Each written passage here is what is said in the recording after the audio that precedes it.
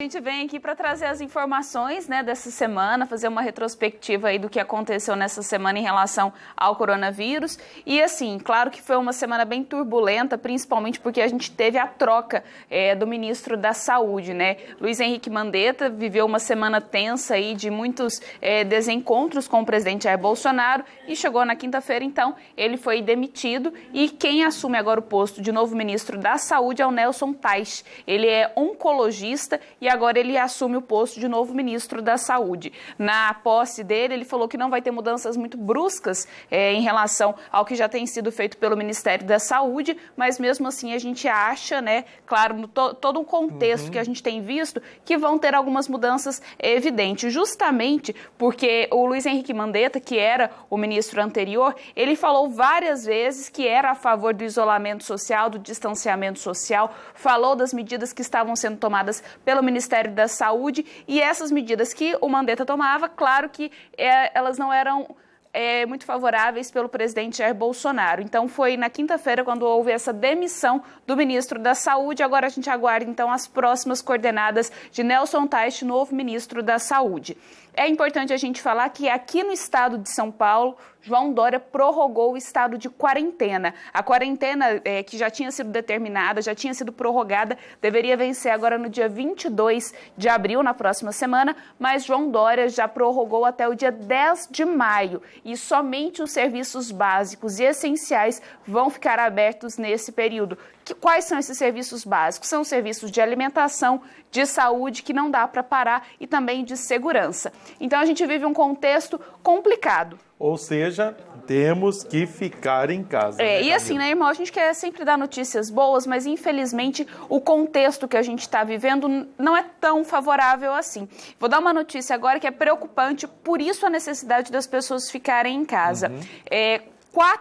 5 capitais do país já vivem com um sistema de saúde pressionado.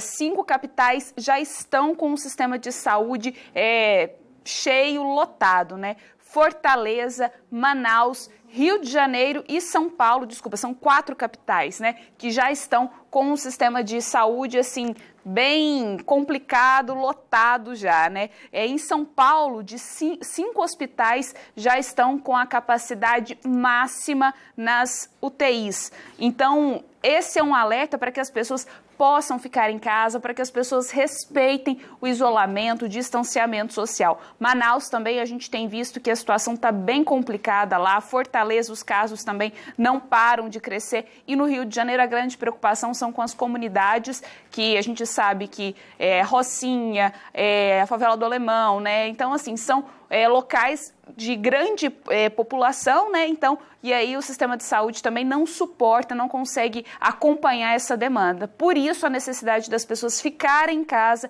respeitarem o isolamento e o distanciamento social. É um cuidado com a vida, é um gesto de fraternidade, é um gesto de misericórdia, isso é muito importante, gente. Justamente. Para que nós não tenhamos muitas e outras sérias complicações, além de tudo isso que estamos enfrentando. E assim, para a gente atualizar os dados, irmãos, é sempre importante a gente falar da quantidade de pessoas que estão infectadas.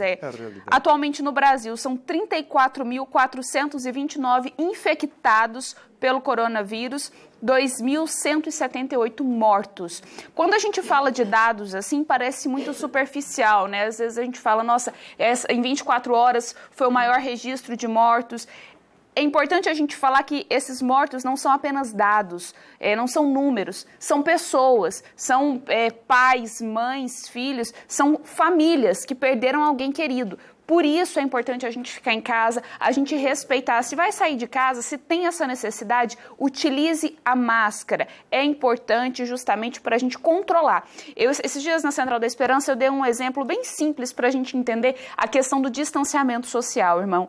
A gente fala, precisa ficar em casa para o sistema de saúde não entrar em colapso. O que isso quer dizer? Um exemplo simples. Se você mora com 4, 5 pessoas, se todas as pessoas querem ir ao banheiro ao mesmo tempo, não tem jeito, porque só tem um banheiro na casa. É a mesma coisa quando a gente fala da questão do coronavírus. Não tem leitos para todas as pessoas. Então, que a doença é grave, mas as pessoas precisam entender que não dá para todo mundo ficar doente ao mesmo tempo. É preciso achatar essa curva para que as pessoas tenham condição de serem tratadas. É importante ficar em casa. Então está aí, né? Até 10 de maio a quarentena foi prorrogada aqui no estado de São Paulo, né? E você vai ficar em casa e na companhia da TV Aparecida, com a Central da Esperança. Isso. E com essas informações todas. E para a gente encerrar, a gente sempre tem que dar um alento também, ver aquela luz no final do túnel, né? Tem algumas vacinas que já estão sendo testadas na China, em Israel e também nos Estados Unidos. Esses estágios, né, de testes já estão na fase em que elas são testadas em pessoas, em humanos. Então pode ser que daqui a alguns meses a gente já tenha pelo menos uma vacina, um remédio, para que controle toda essa situação do coronavírus. Para encerrar aqui hoje, irmão, eu quero falar sobre o Papa Francisco. Ele criou uma comissão em combate ao coronavírus. Essa comissão ela vai ser dividida em 5 grupos diferentes. E esses grupos vão atuar com a Caritas Internacional para que possa prestar assistência social nas igrejas locais. Também vai falar sobre a comunicação, como que deve ser repasse dessas informações para as comunidades locais. Também vai trabalhar a questão do financiamento, da ajuda financeira para as comunidades locais. E essa comissão tem como apoio fundamental a Caritas Internacional. Então a gente vê a preocupação do Papa Francisco não só pensando no coronavírus atualmente, onde a pessoa ela está doente, mas essa comissão também quer pensar no mundo pós-coronavírus. Como vão ficar as relações depois que o coronavírus passar? O que vai mudar? Então essa é uma grande preocupação do Papa Francisco. Ou seja, sempre é preocupado em cuidar da vida, em levar esperança com a evangelização da igreja. E é claro, a evangelização ela nos perpassa na sua totalidade e num quadro deste também, né, Camila? Com certeza. Nós queremos agradecer você, sua participação, mais um sábado aqui no Santuário, viu, Camila?